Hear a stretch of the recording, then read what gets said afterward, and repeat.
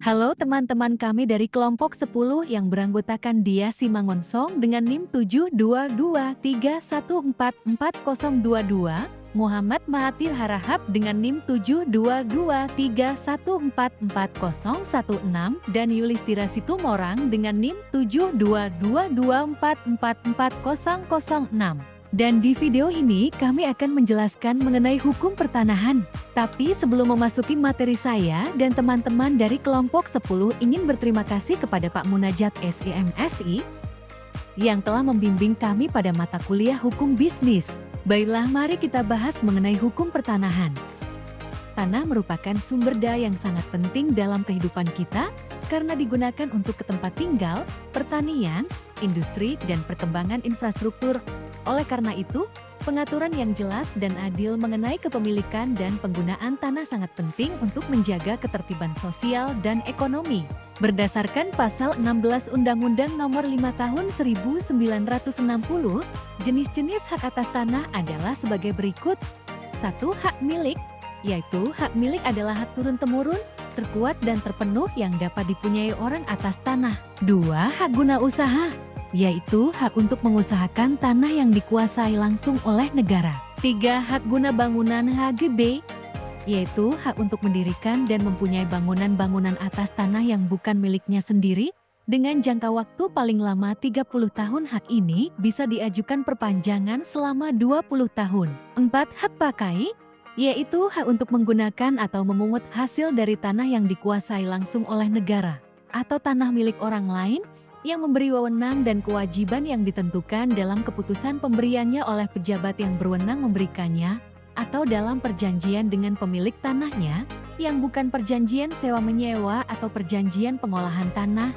Segala sesuatu asal tidak bertentangan dengan jiwa dan ketentuan-ketentuan Undang-Undang Nomor 5 Tahun 1960. Kelima, hak memungut hasil hutan. Hak ini tidak otomatis seseorang memiliki hak milik atas tanah itu. Keenam, hak sewa atas tanah. Seseorang atau suatu badan hukum mempunyai hak sewa atas tanah. Dengan kata lain, ia berhak mempergunakan tanah milik orang lain untuk keperluan bangunan dengan membayar kepada pemiliknya sejumlah uang sebagai sewa. Ketujuh, hak membuka tanah. Hak ini yang hanya dimiliki warga negara Indonesia. Selanjutnya, dalam rangka mendorong penanaman modal di Indonesia, Undang-Undang No. 25 Tahun 2007 tentang penanaman modal Undang-Undang PIM memberi kemudahan pelayanan dan atau perizinan hak atas tanah.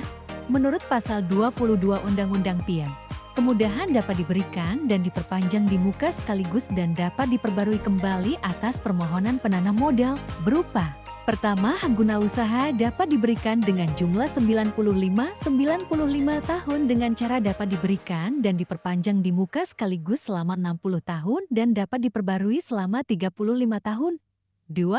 Hak guna bangunan dapat diberikan dengan jumlah 80 tahun dengan cara dapat diberikan dan diperpanjang di muka sekaligus selama 50 tahun dan dapat diperbarui selama 30 tahun. Selanjutnya, pentingnya pendaftaran tanah tidak lepas dari hak menguasai dari negara atas bumi, air dan ruang angkasa, termasuk kekayaan alam yang terkandung di dalamnya sebagaimana diatur dalam Pasal 33 Ayat 3 Undang-Undang Dasar ke-1945. Hak menguasai negara dimaksud tentu tidak sama dengan hak memiliki, ada bukti sertifikat dan tanahnya bisa diperjualbelikan secara bebas oleh pemilik hak. Tanah yang dikuasai langsung oleh negara pun tidak sama dengan hak milik atas tanah. Hak menguasai itu diperjelas dalam Pasal 2 Ayat 2 UPA, yaitu sebagai berikut. A. Mengatur dan menyelenggarakan peruntukan, pergunaan, persediaan dan pemeliharaan bumi, air dan ruang angkasa tersebut. B. Menentukan dan mengatur hubungan-hubungan hukum catatan, transaksi antara orang-orang dengan bumi, air dan ruang angkasa. C. Menentukan dan mengatur hubungan-hubungan hukum antara orang-orang dan perbuatan hukum mengenai bumi, air dan ruang angkasa. Hak asas tanah yang harus didaftarkan ialah hak-hak yang diatur dalam UPA, yaitu hak milik, hak guna bangunan HGB, hak guna usaha HGU, hak pakai dan hak pengelolaan atas tanah. Tanah yang dijadikan sebagai jaminan utang berupa hak tanggungan wajib didaftarkan supaya beroleh hak preferen didahulukan bagi si kreditor sekaligus berlakunya asas publisitas yang melindungi eksistensi jaminan dari adanya gugatan pihak ketiga. Pendaftaran hak atas tanah wajib dilakukan oleh pemerintah Kementerian Agraria lewat kantor Badan Pertanahan Nasional BPN setempat. Seiring dengan pendaftaran, lahirlah sertifikat tanah dengan keuntungan, jaminan keamanan bagi pemilik, meningkatkan pendapatan pajak, bisa sebagai jaminan utang, mencegah terjadinya sengketa tanah, dan kontrol harga pasar tanah.